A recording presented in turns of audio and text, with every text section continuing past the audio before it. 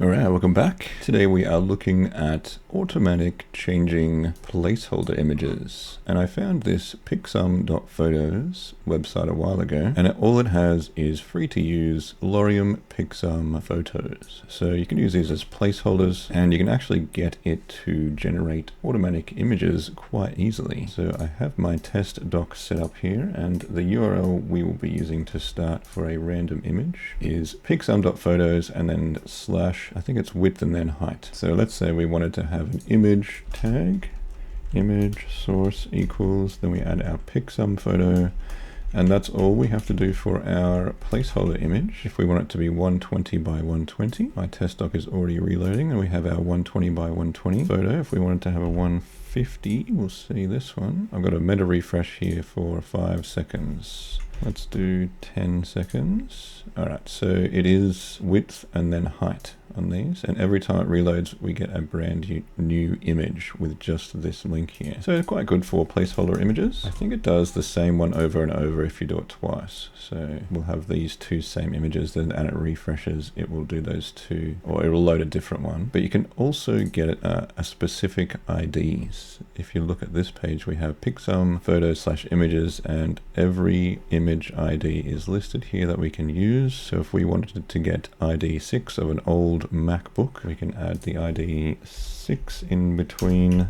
these, and then as it reloads we should get the broken image. That's no good. That is because I forgot to add the ID. So we add ID /6/150. So we'll go 300 and then 220 for this. And then as it reloads, instead of a broken image, hopefully we get this image that we request. So this is a nice way of getting your specific placeholder images. So yes, it is Pixum photos, and you can browse through all the images. They're all fairly generic and safe. I don't think there's any too raunchy images on there. It's a good place for placeholder images. Anyway, hopefully this was helpful. If you like this video, like and subscribe, and I'll see you in the next one.